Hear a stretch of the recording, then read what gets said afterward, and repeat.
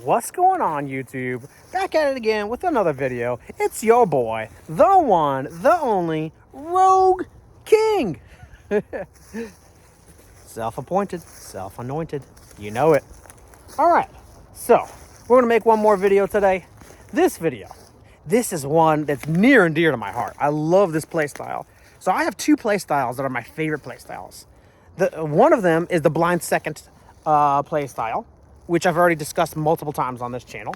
But the other one, which I haven't discussed all that much yet, but you'll see more of it in the future, is going to be pile.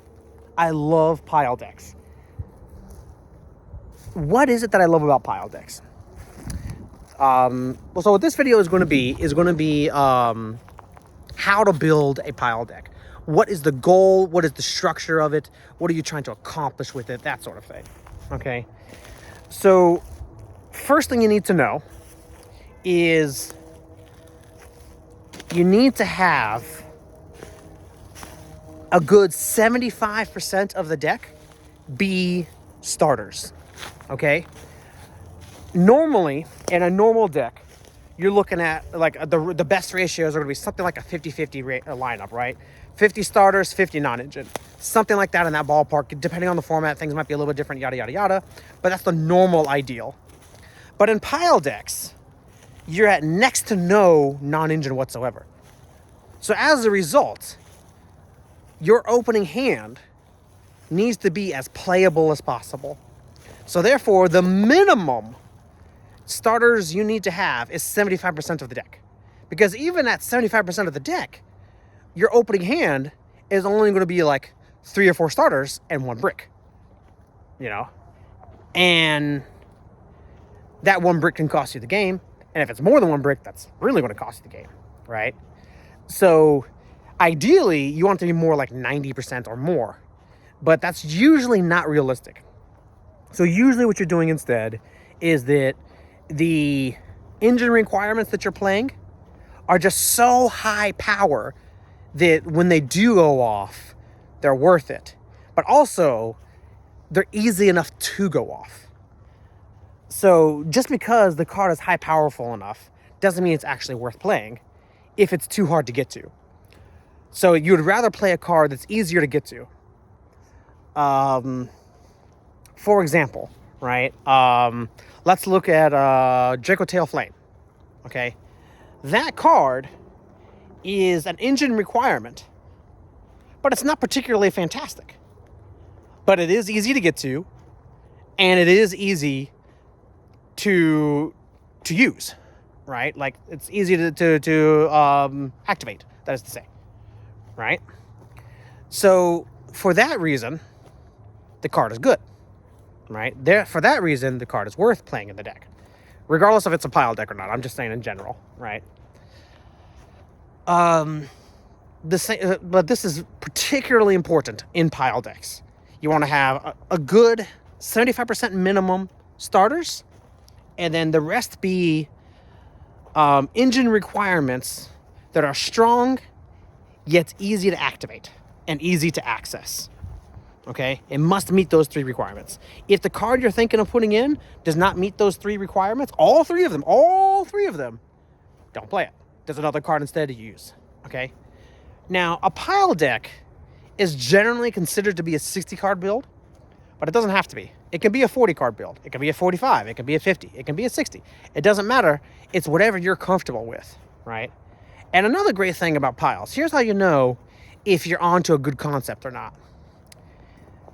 Is there certain cards that you need to see as consistently as possible? If there is, then you may not be on a good one, right?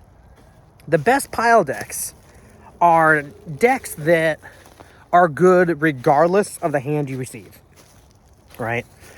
In my opinion, the best example of that in this modern game is actually pure Branded Despia. Full engine, no little to no non-engine. Okay. And utilizing the right bricks. A lot of the bricks are no longer worth it. But if you utilize the right bricks in that deck, what you end up with is a deck that will outgrind the opponent regardless of what deck they're playing. And that's the kind of deck you want to see, because in a pile deck, you not only have to play past whatever board they built, but also whatever hand traps they've got, right? And that may even be mulch armies and drolls, right? And in decks that require you to see certain cards, they tend to also be weak to hand traps and things like that, right? But Branded Despia, particularly now with the new support, is so dang good. It doesn't really care what hand traps you use against it. It has plays around it, and for example, right? Let's say your opponent you're going first, and your opponent has Imperm and Ash.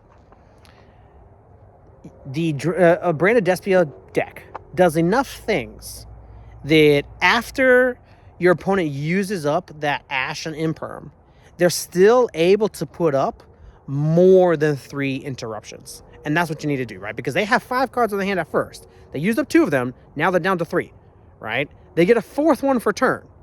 Chances are at least one of those is a brick. But so what you need to do is make sure that after they have done the Imperm and the Ash, you're able to put up at least 3 interruptions. And Branded Despia is excellent at doing that. Branded Despia is excellent at making sure that even after the Ash and Imperm, there's still 3 or more interruptions. And that's why it's a great pile deck. There's not that many decks out there right now that are that good. I'm going to be showing you some more on the channel pretty soon. Another classic example, of course, would be Tear Elements and Lightsworn, Chaos Dragons. Those are some classic examples, right? Twilight Zorn, that's another classic example, right? I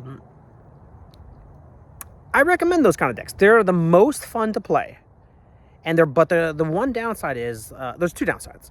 One, you're playing either no non-engine or very little non-engine, and so it's high risk, right?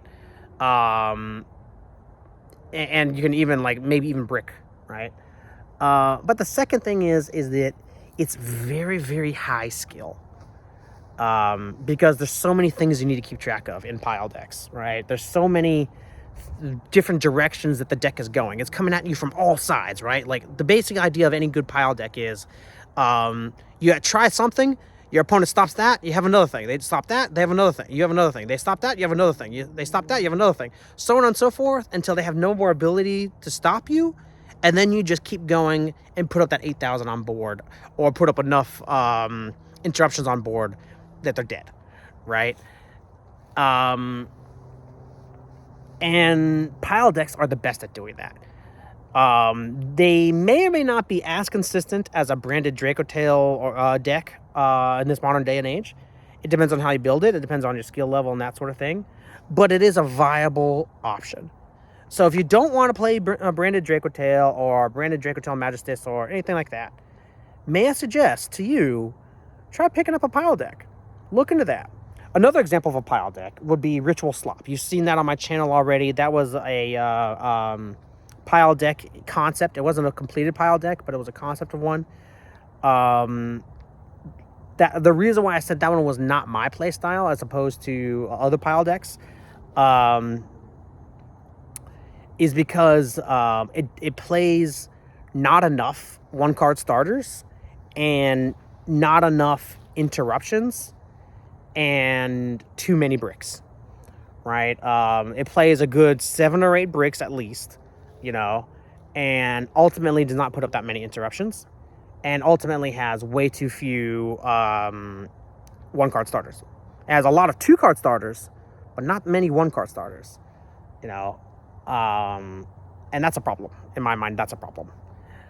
But the Despia deck is not the same thing, right? The Despia thing, if you build it right, you're onto something real. That's just a clue I want to give you on that one, because I'm going to show you a deck profile later. I want you to compare it to your own notes and see what you think about how to build a pile deck. So that's it for this video. If you liked this video, let me know. You know, comment, subscribe, like, all that good jazz. The whole YouTube formula. You guys know what to do. And then once again, I just want to point out, enjoy your life. Okay? One step at a time. Love yourself. Find your happiness. Find some good things to do with your life, you know? Don't focus on the negativities. I know that's hard to do. I know there's so much negativity, especially in this day and age. Just so much negativity. But do what you can, all right? Find one or two things that make you happy and focus your life on those one or two things, all right? Have a good one, guys. May God bless you. Bye-bye.